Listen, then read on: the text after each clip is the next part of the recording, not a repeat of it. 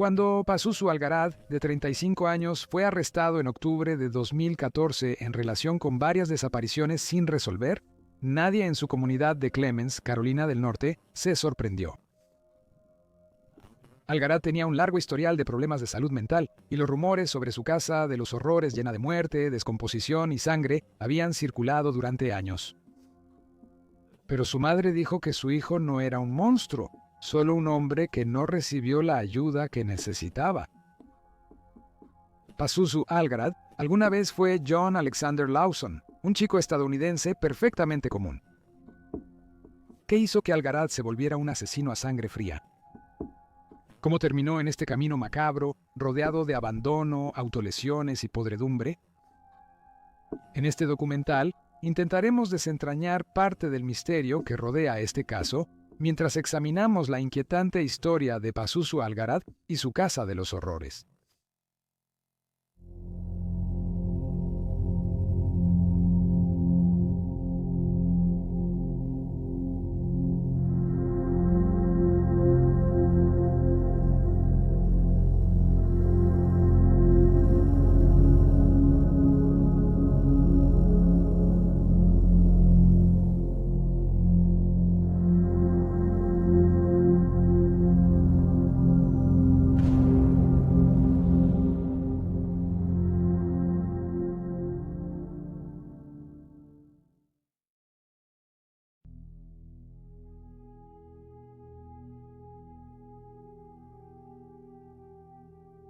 Pazuzu Algarad, originalmente John Alexander Lawson, nació en San Francisco, California, el 12 de agosto de 1978.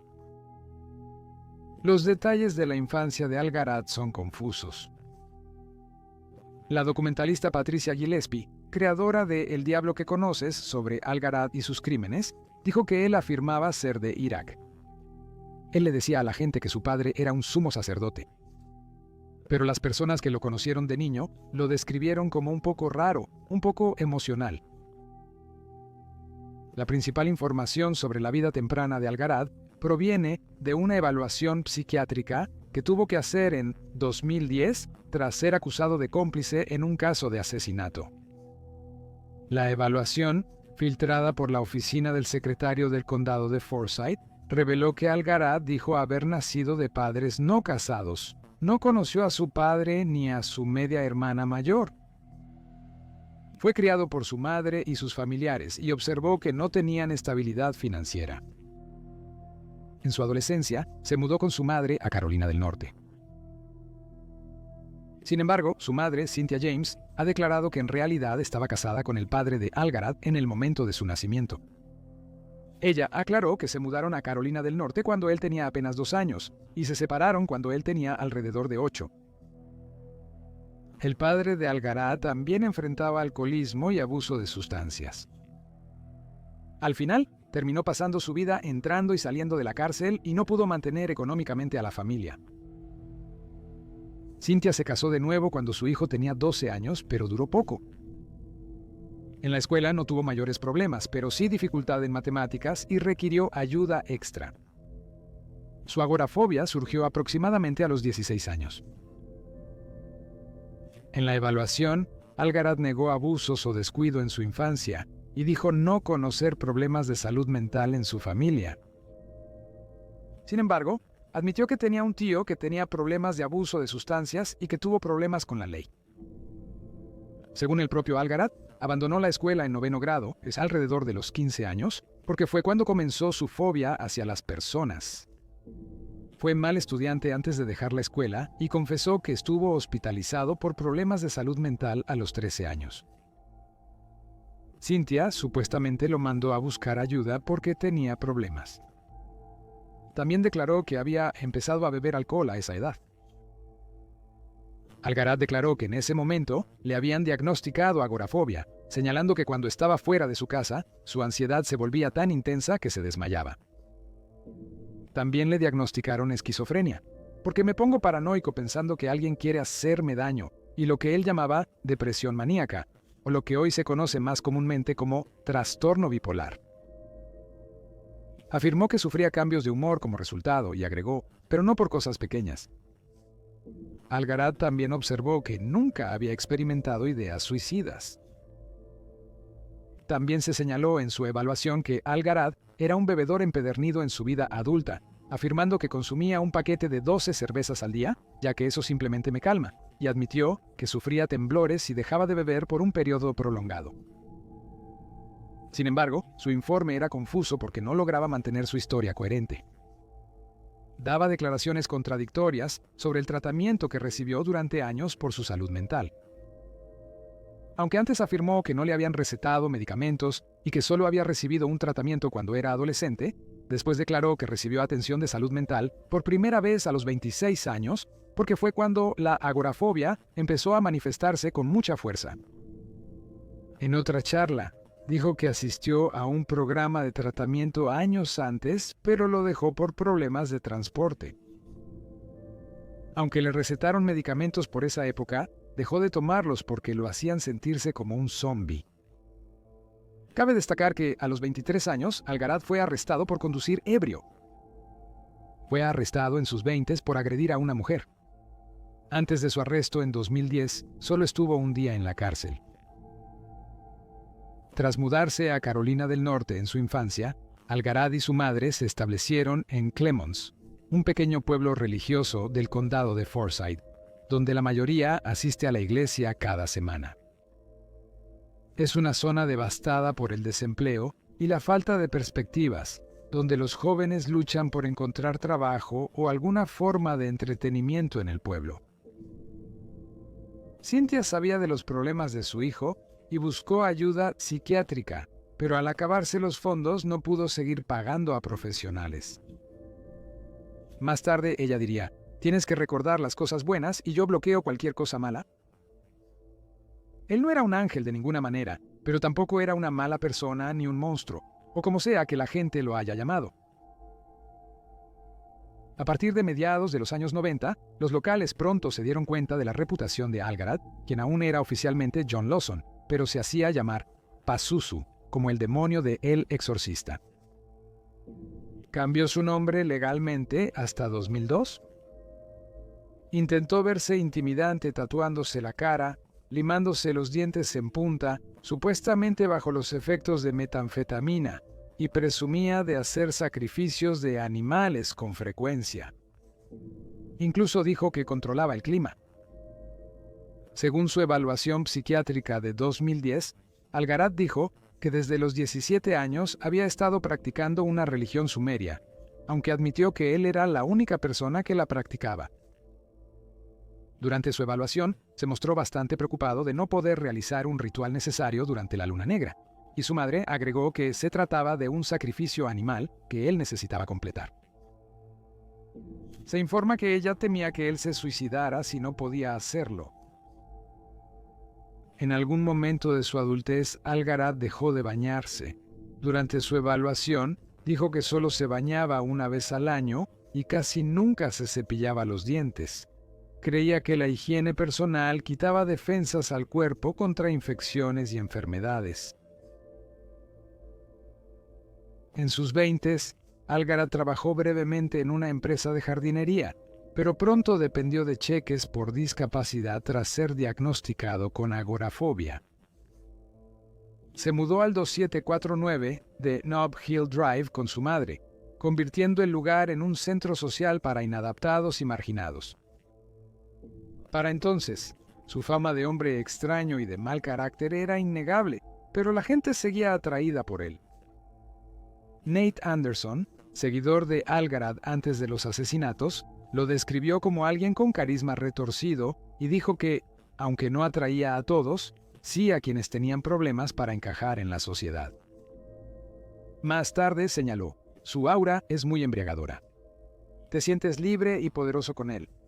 Antes, él controlaba manipulando. Ustedes aman la ley y el orden. Yo seré anarquista. Me limaré los dientes en punta y me tatuaré la cara». Mientras tanto, Chad Nance, el editor de Camel City Dispatch, añadió a este punto, observando que Algarad parecía convertirse en el opuesto absoluto de la comunidad intensamente religiosa de Clemens, afirmando: «Todos se identifican con la iglesia, así que él se convirtió en el diablo. Se volvió satanista». incluso el nombre Pazuzu. O sea, vamos, es el nombre del demonio en El Exorcista. ¿Cuál es la cosa más grande y aterradora? Es Satán.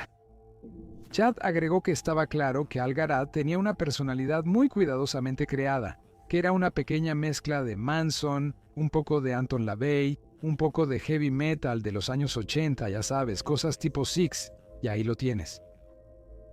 Echando aún más leña al fuego, señaló que Algarad incluso adoptó más ropa árabe, incluyendo tocados después de los ataques del 11 de septiembre. Un conocido de Algarad comentó que básicamente era un Charles Manson de Clemens. La documentalista Patricia Gillespie expresó sentimientos similares, señalando que no era aceptado. Poco a poco, empezó a hacer cosas más extremas como sacrificar animales y crear este mito a su alrededor. Que eligiera elementos del luciferismo y del Islam, dos religiones muy discordantes, y los uniera, muestra que reaccionaba a su comunidad cristiana tras el 9/11. Así que sigue subiendo la apuesta y subiendo la apuesta. David Adams, amigo de Algarad por 10 años, contó al equipo de El Diablo que conoces. Cuando lo conocí, solo pasábamos el rato. Tal vez nos metíamos un poco de heroína de vez en cuando, ya sabes, solo un montón de alcohol y nos cortábamos a nosotros mismos y entre nosotros, ya sabes, tal vez bebíamos la sangre de algún pájaro o algo así. Ya sabes, simplemente pasándola bien en general. Dijo que otra razón por la que la gente solía juntarse con Algarad era porque en su casa no había reglas. Todo estaba permitido: destruir propiedad, tener orgías y provocar peleas sin consecuencias. Nadie llamaría a la policía ni haría reportes. Para Algarad, todo era válido. Su casa en Knob Hill Drive era asquerosa, en parte por la falta de reglas. Nate Anderson recordó que el edificio siempre olía a orina y materia en descomposición. Había un metal negro insoportablemente fuerte sonando a todas horas del día, y los asistentes a las fiestas constantemente peleaban y aumentaban la suciedad orinando en la alfombra o defecando en las esquinas del cuarto. Chad Nance dijo que comprendía el atractivo de las fiestas sin reglas.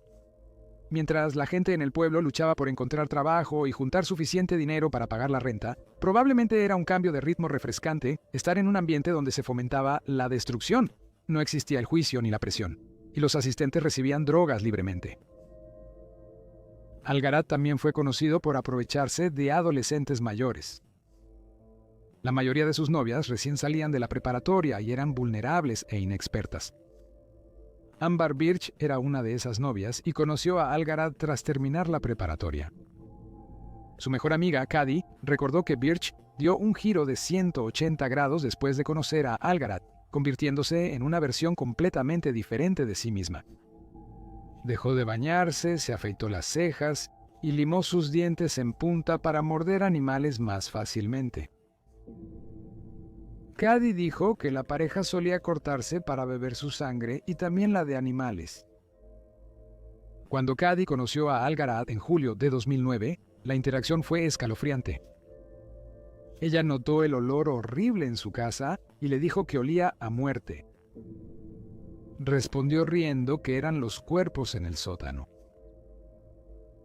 Sin embargo, con los años, no solo fueron estas fiestas extravagantes y grotescas y la constante sucesión de chicas jóvenes con las que salía lo que hizo que la gente del pueblo hablara. Había rumores sobre muertes, mutilaciones y otras violencias extremas. David Adams creía que Algarad obtenía poder del miedo, diciendo que siempre contaba historias de cazar y mutilar personas. Suele presumir de disparar, apuñalar y matar a indigentes. Nadie le creía, menos David, quien dijo: «Yo pensaba que solo quería verse genial». Una vez, Algarad le comentó que tenía a alguien en el sótano y le pidió que, si veía salir a alguien, no lo dejara ir. David no lo tomó en serio. Creyó que era otra historia fantástica de Algarad. Al no ver ni oír nada del sótano, pensó que tenía razón. De manera similar, una mujer llamada Bianca Heath, quien afirmó haber pasado un mes viviendo con Algarad en 2005, le dijo al Huffington Post: «Paz le contaba a todos sobre las tumbas, pero yo nunca le creí. Estoy seguro de que nadie más le creyó tampoco. Se reía de los restos esqueléticos cuando contaba la historia y de por qué hizo lo que hizo». Las historias decían que Algaraz recogió a 2 prostitutas en distintos lugares, las mató, las comió y luego quemó y enterró los restos.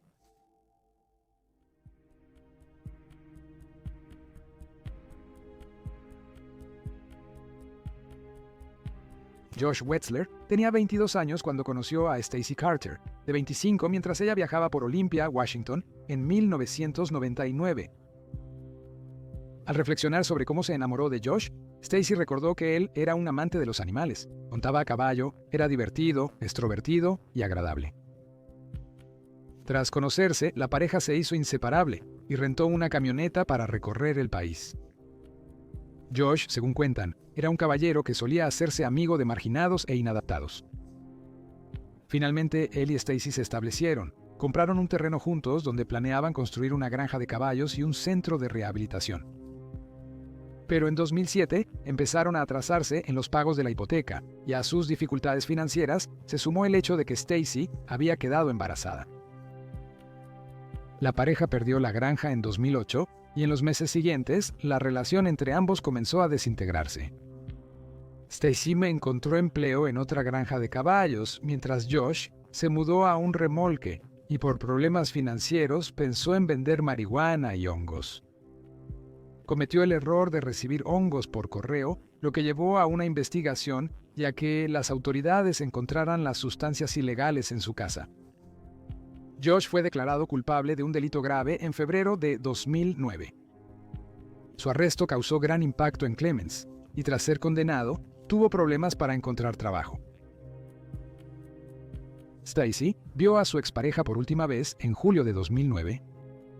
Ese verano, él pasó tiempo con su hijo, y la expareja convivió con amigos y familiares en una parrillada. Josh desapareció poco después. Stacy no lo reportó al principio porque pensó que él evitaba a su oficial de libertad condicional y cortó contacto con ella para lograrlo. Con el tiempo, la mamá de Josh se preocupó. No supo nada de su hijo en su cumpleaños ni en Navidad. Además, Stacy notó que él no contactó a su hijo. A inicios de 2010, Stacy notó que ni su oficial de libertad condicional lo buscaba, así que lo reportó como desaparecido el 15 de febrero de ese año. La policía informó que en julio de 2009 hallaron su auto abandonado en el estacionamiento del complejo, con la llave puesta, pero ningún oficial contactó a su familia. Cabe mencionar que, antes de que Josh fuera reportado como desaparecido, ya circulaban rumores locales de que un hombre llamado Pazuzu era responsable de su muerte. El 24 de septiembre de 2009, un informante anónimo reportó a la oficina del sheriff del condado de Forsyth que un hombre de Clemens llamado Pazuzu disparó y enterró a alguien en su jardín trasero. A pesar de la pista, los investigadores no registraron la casa de Algaraz. La policía afirmaría más tarde que estas pistas no eran suficientes para una causa probable, a pesar de que al menos un puñado de pistas señalaban en la misma dirección, hacia Pazuzu Algaraz.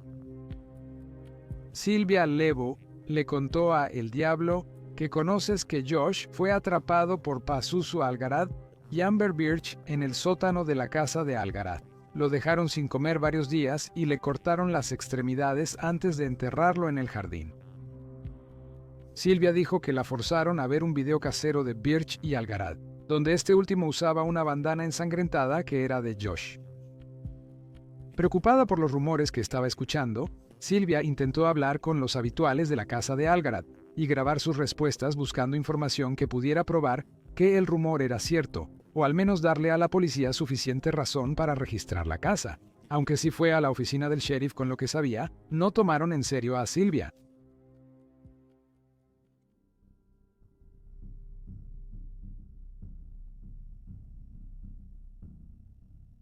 En mayo de 2010, la madre de Algaraz lo denunció por agresión doméstica tras estrangularla hasta dejarla inconsciente. Sin embargo, ella no siguió con los cargos y no ocurrió nada más. 5 meses después, en octubre, él y Nicolás Rizzi fueron arrestados por la muerte a tiros de José Chandler, un hombre de 30 años legalmente ciego que llevaba varios meses desaparecido. Su cuerpo fue hallado el 7 de junio en una rampa para botes del Parque Donager, condado de Yadkin. La madre de José cree que su hijo fue elegido a propósito. Ella dijo que su hijo estaba afuera cuando vio a dos hombres en una tienda. Posteriormente, se subió al auto con Algarad y Rizzi, quienes lo llevaron al parque Donager. Joseph fue baleado al encender un cigarrillo. Sin embargo, Algarad y Rizzi afirmaron que todo el incidente fue un accidente. En marzo de 2011, Rizzi se declaró culpable de homicidio involuntario y fue sentenciado a 13 meses en prisión. Algarad fue acusado de encubrimiento y obligado a una evaluación psiquiátrica tras el hecho, la misma de la que hablamos antes. La evaluación diagnosticó a Algarad con varios problemas mentales, como dependencia al alcohol, trastorno de pánico con agorafobia y personalidad esquizotípica. Le recetaron medicamentos y le sugirieron tratamiento por abuso de sustancias. Se recomendó que el tratamiento para esto y sus problemas de salud mental sea obligatorio en su plan de libertad supervisada. Algarad se declaró culpable, recibió sentencia suspendida y 5 años de libertad condicional. Se sabe poco sobre Tommy Welch, la última víctima de Algarad.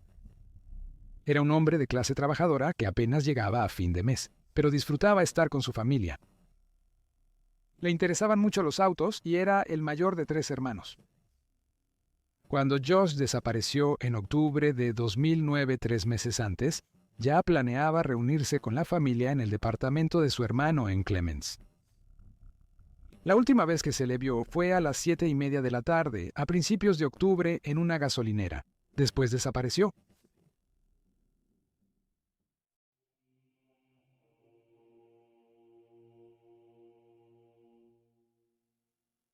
Matt Flores es un ex amigo de Algarad que lo describió en El diablo que conoces, como un hombre que no iba a ningún lado y nunca quería hacer nada positivo, agregando que era sumamente malvado. Después de la preparatoria, Matt se unió al ejército y para cuando regresó a casa todo era diferente. Su exnovia, Dixie Ross, ahora era una de las prometidas de Algarad, y cuando se reunió con Matt en noviembre de 2009, ella le contó la historia de cómo Amber Birch la llamó a la casa una noche para exigirle que los ayudara a enterrar un cuerpo, o si no. Tras debatirse con su conciencia, Matt entregó un informe anónimo a la policía, omitiendo el nombre de Dixie. En febrero de 2010, la oficina del sheriff del condado de Forsyth registró la propiedad de Algarad en Knop Hill Drive, sin hallar pruebas de asesinato. Pasarían otros 4 años antes de que se realizara un examen lo suficientemente exhaustivo de la propiedad como para que los investigadores realmente descubrieran restos humanos. El 5 de octubre de 2014, las autoridades comenzaron su búsqueda mirando el jardín en la parte trasera de la casa, donde notaron alteraciones en la tierra y el pasto. Ese mismo día por la tarde se encontró el primer esqueleto y poco después apareció un segundo cuerpo. El resto de la casa fue registrado por oficiales que llevaban mascarillas y trajes de cuerpo completo para protegerse del hedor rancio del hogar. El 10 de octubre se informó que 3 personas fueron arrestadas tras el hallazgo de los cuerpos. Algarad, 35, Amber Birch, 24, y Crystal Matlock, 28. Algarad y Birch enfrentan cargos de asesinato y complicidad tras el hecho por el caso de Tommy, mientras que Matlock fue acusada de ayudar a enterrar el cuerpo de Josh. 3 días después, identificaron los cuerpos como los de Tommy Welch y Josh Wetzler desaparecidos. Un informe del Winston-Salem Journal indicó que la policía cree que Josh vivió con Algarad en su casa de Clements 2 o 3 semanas antes de que le dispararan y mataran en julio de 2009. Cynthia diría después que él no tenía dónde quedarse. Le cortaron la calefacción y preguntó si podía dormir en el sofá. No tuve problema, me gustaba que John tuviera amigos. Mientras tanto, Birch y Algarad recogieron a Tommy en una gasolinera donde bebían juntos. Las autoridades no pudieron encontrar un motivo concreto para los asesinatos, pero según los informes, Tommy estaba sentado en el sofá antes de que Birch tomara un rifle calibre 22 y le disparara 2 veces en la parte trasera de la cabeza. 3 meses antes, Algarad usó esa arma para matar a Josh, disparándole 3 veces en la cabeza y 4 en el torso. El cuerpo estuvo semanas en la casa hasta que Birch volvió de Carolina del Sur para ayudar a enterrarlo. Birch se declaró culpable de asesinato en segundo grado, robo a mano armada y cómplice tras el asesinato. La fiscalía afirmó que no solo mató a Tommy, sino que ayudó a enterrar a Josh. Por un acuerdo de culpabilidad, Birch recibió 3 sentencias consecutivas que sumaban entre 30 años 8 meses y 39 años 2 meses de prisión. Según Julie Boyer, la abogada de Birch, Algarad abusó física y psicológicamente de Birch durante toda su relación, y en más de una ocasión, la policía fue llamada a la casa para responder a disputas domésticas y reportes de violencia. Otro amigo de Birch recordó que antes de conocer a Algarad, Birch asistía a sesiones de estudio bíblico, pero que después ella adoptó su estilo de vida y asumió su identidad. Boyer dijo que su clienta probablemente tenía problemas mentales y que parte de la sentencia de Algarad en el caso de Joseph Chandler fue asistir a tratamiento, al que Birch lo llevaba y traía. En una ocasión, uno de los profesionales ahí sugirió que ella también buscara tratamiento, aunque no parece que alguna vez lo haya hecho. Boyer afirmó que Birch lamentaba sus acciones, aunque nunca ha dicho nada públicamente.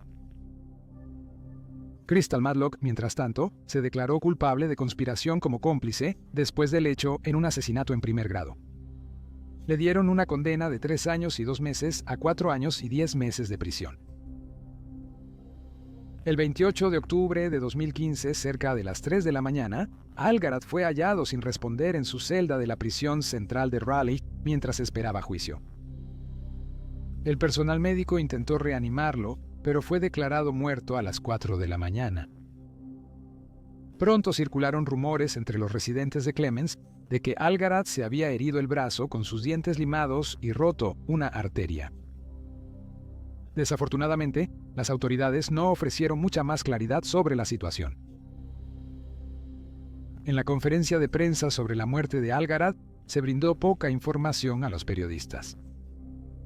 El jefe adjunto Brad Stanley de la oficina del sheriff del condado de Forsyth dijo que Algarad tenía una herida en un brazo y que una orden de custodia impedía hablar de los detalles de su muerte y del caso.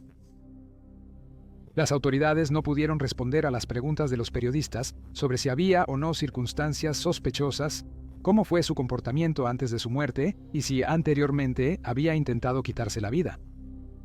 Aunque se informó que la celda de Algarad fue registrada completamente, no se hallaron armas ni instrumentos. La autopsia mostró que tenía los dientes dañados, lo que apoyó la teoría de que perforó su arteria con ellos y murió desangrado. Esto hizo que muchos cuestionaran por qué lo dejaron solo para hacer algo que tomaría tiempo.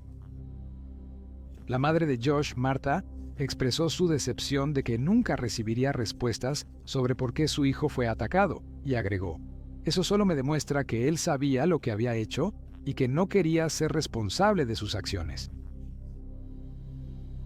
Hasta hoy, persisten muchas dudas sobre la muerte de Algarad, pero ese año también ocurrieron otros hechos que generaron sospechas.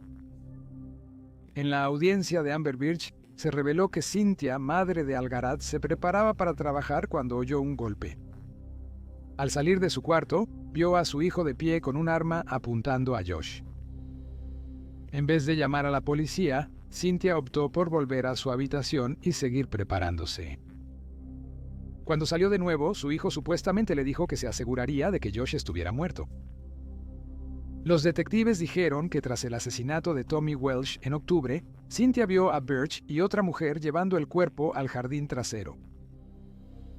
En 2011, tras hacerse públicas las órdenes de registro, se supo que Cynthia había denunciado el asesinato de Tommy a la policía, señalando a la novia de su hijo, Amber Birch. Aún así, las autoridades dijeron que no tenían pruebas suficientes para acusar a Birch. Aunque le pidieron a Cynthia, la dueña de la casa, que les permitiera registrar su propiedad, ella se negó a permitirlo.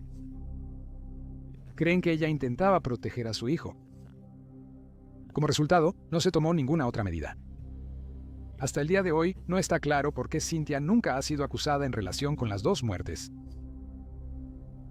Una ex amiga de Cynthia, que conoció a su hijo cuando era solo un niño pequeño, cree que ella es responsable de cómo resultó Algarad. Ella no estuvo de acuerdo cuando Cynthia internó a Algarad en una institución mental a los 13 años, especialmente porque su padrastro era abusivo. La amiga pensaba que Cynthia lo criaba en un ambiente negativo. Además, ella sabía que Cynthia bebía mucho y que frecuentemente recibía hombres en su casa, o incluso dejaba a Algarad solo para que se las arreglara por sí mismo durante largos periodos de tiempo. Tras el arresto de Birch, Matlock y Algarad, se informó que Cynthia abandonó la casa en Knob Hill Drive, que compartía con su hijo, y se mantuvo alejada. La propiedad fue demolida en abril de 2015, después de que se considerara inhabitable. Mientras que muchos residentes estaban felices de ver desaparecer la casa de los horrores, y uno de ellos temía que si Algarad salía de prisión, regresaría de inmediato, otros, incluido Chad Nance, criticaron la rapidez con la que se llevó a cabo la demolición. Él creía que la comunidad y la policía desviaban la atención del mal manejo del caso, ya que muchos sabían que Algarad era un criminal, pero pocos acudieron a la policía y quienes lo hicieron no fueron creídos por las autoridades, que tardaron 5 años en registrar su jardín. Chad dijo: "Estamos fallando como sociedad. Y quiero decir, no es fácil encontrar las respuestas. Pero sí sé que si ves a alguien autodestruyéndose o dañando a otros, debes enfrentarlo directo". La expareja de Josh, Stacy, opinó de forma similar y añadió: "Cuando Pazuzu era joven, había personas que estaban muy conscientes de que había un problema. ¿Cómo fue que se les escapó?". Tras el arresto de Algarad y sus cómplices, los medios los calificaron como malvados, resaltando su culto a Satanás, sacrificios de animales y rituales de sangre, convirtiendo todo en un circo mediático. La documentalista Patricia Gillespie observó que algunos medios lo llamaban culto sexual. Y es como, bueno, en realidad no era un culto sexual. Muchas personas vivían en una casa sucia. Era un montón de chicas que más o menos estaban siendo abusadas hasta el punto de abusar de otras personas. Porque las dejaron en una casa sucia con muchas drogas, las golpeaban y amenazaban. Es más sencillo decir, oh mira, las novias de Satán, que señalar la misoginia sistémica y el desprecio por los pobres. El documental terminado de Vice, El diablo que conoces, se enfoca más en las personas que quedaron después de la muerte de Algarad y las luchas que enfrentan, ya sea por el trastorno de estrés postraumático, el alcoholismo o la adicción a las drogas. Tanto Gillespie como Chad Nance han señalado que parte de la razón por la que Algarad estuvo libre tanto tiempo fue por fallas en el sistema. Desde la policía que ignoraba a quienes denunciaban y veía a Josh y Tommy como vagabundos que no volvieron a casa, hasta el hecho de que Algarad quizá no habría sido tan violento de adulto si su salud mental hubiera sido tratada en su juventud. Patricia añadió: "Dejamos que esas personas desaparezcan, pero casi nunca vemos cómo la violencia afecta a toda la comunidad, y creo que eso debe analizarse". Quienes conocían a Algarad creían que podría tener más víctimas.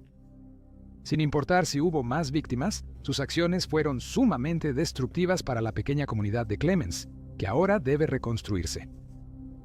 Es probable que los seres queridos de Tommy, Joseph y Josh nunca sepan por qué fueron ellos los elegidos como objetivo.